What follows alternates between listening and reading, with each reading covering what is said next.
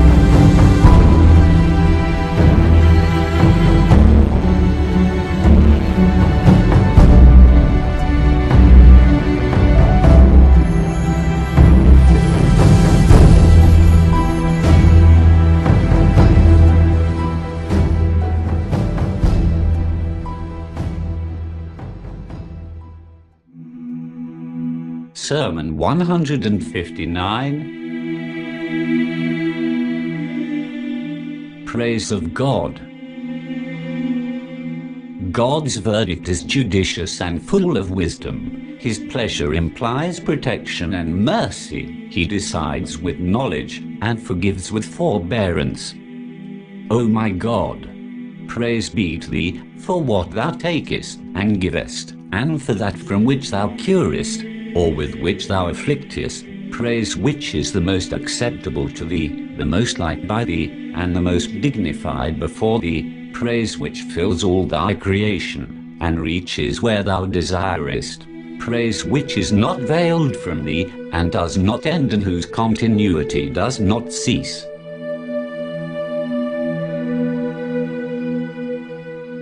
Greatness of God.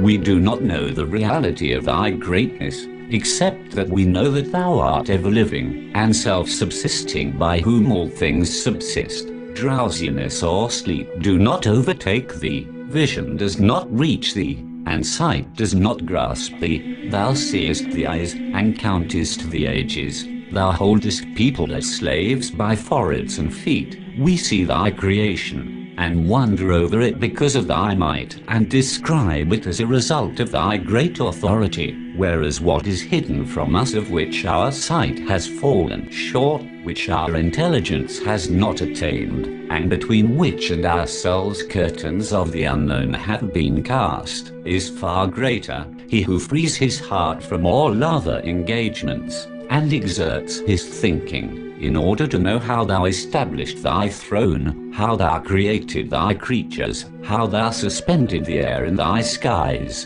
and how thou spread thy earth on the waves of water, his eyes would return tired, his intelligence defeated, his ears eager, and his thinking a wonder.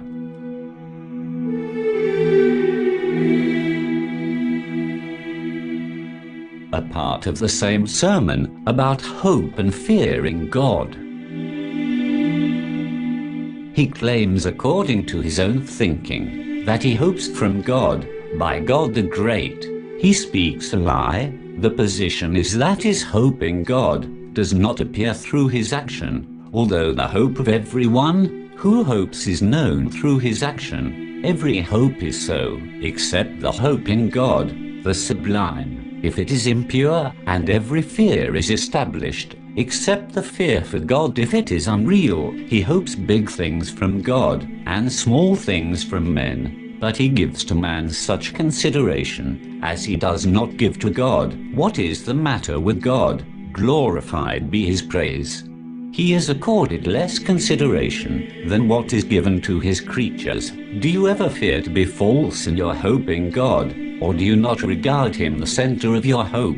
Similarly, if a man fears man, he gives him such consideration out of his fear, which he does not give to God. Thus, he has made his fear for men ready currency, while his fear from the Creator is mere deferment or promise.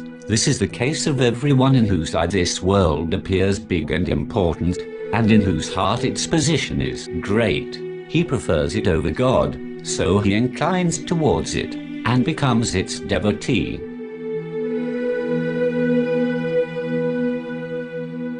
The example of the Holy Prophet, peace be upon him, and his progeny. Certainly, in the Prophet of God, peace and blessing of God be upon him and his progeny, was sufficient example for you, and a proof concerning the vices of the world, its defects, the multitude of its disgraces, and its evils, because its sides had been constrained for him, while its flanks had been spread for others. He was deprived of its milk, and turned away from its adornments. The example of Moses, peace be upon him. If you want, I will as a second example relate to you concerning Moses, the interlocutor of God, when he said, O God, I need whatever good thou mayst grant me. By God, he asked him only for bread to eat, because he was used to eating the herbs of the earth, and the greenness of the herbs could be seen from the delicate skin of his belly due to his thinness and paucity of his flesh. The example of David, peace be upon him. If you desire, I can give you a third example of David, peace be upon him. He is the holder of the Psalms and the reciter among the people of paradise. He used to prepare baskets of date palm leaves with his own hands, and would say to his companions, which of you will help me by purchasing it? He used to eat barley bread, bought out of its price. The example of Jesus, peace be upon him. If you desire, I will tell you about Jesus, peace be upon him, son of Mary, who used a stone for his pillow, put on coarse clothes, and ate rough food. His condiment was hunger, his lamp at night was the moon, his shade during the winter was just the expanse of earth eastward and westward. His fruits and flowers were only what grows from the earth for the cattle. He had no wife to allure him, nor any son to give grief, nor wealth to dilate his attention, nor greed to disgrace him. His 2 feet were his conveyance, and his 2 hands his servant. Following the example of the Holy Prophet, peace be upon him and his progeny. You should follow your Prophet, the pure, the chaste. May God bless him and his descendants. In him is the example for the follower, and the consolation for the seeker of consolation. The most beloved person before God is he who follows his Prophet, and who treads in his footsteps. He took the least share from this world, and did not take a full glance at it. Of all the people of the world, he was the least satiated, and the most empty of stomach. The world was offered to him, but he refused to accept it. When he knew that God, the glorified, hated a thing, he too hated it. That God held a thing low, he too held it low. That God held a thing small, he too held it small. If we love what God and his Prophet hate, and hold great what God and his Prophet hold small, that would be enough isolation from God and transgression of his commands. The Prophet used to eat on the ground, and sat like a slave. He repaired his shoe with his hand, and patched his clothes with his hand. He would ride an unsaddled ass, and would seat someone behind him. If there was a curtain on his door with pictures on it, he would say to one of his wives, "Oh, such and such, take it away out of my sight, because if I look at it I recall the world and its allurements." Thus, he removed his heart from this world and destroyed its remembrance from his mind. He loved but its allurements should remain hidden from his eye, so that he should not seek you a good dress from it, should not regard it a place of stay, and should not hope to live in it.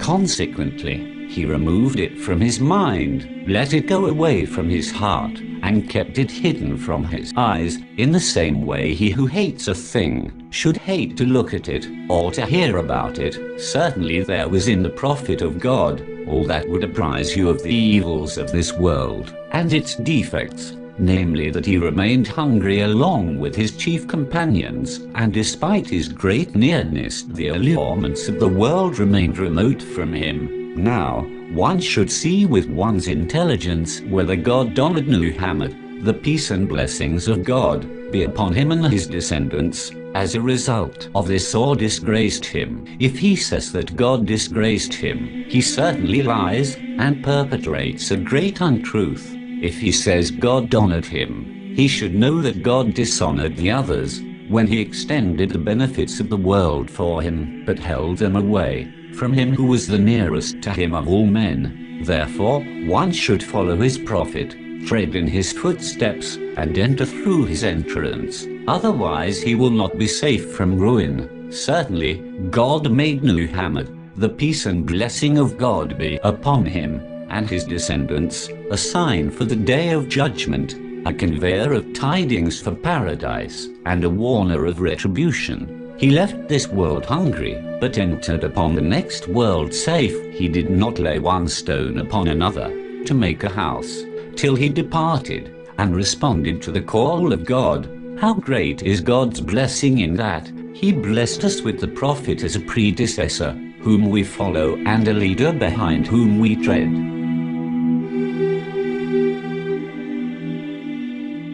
The example of himself, peace be upon him.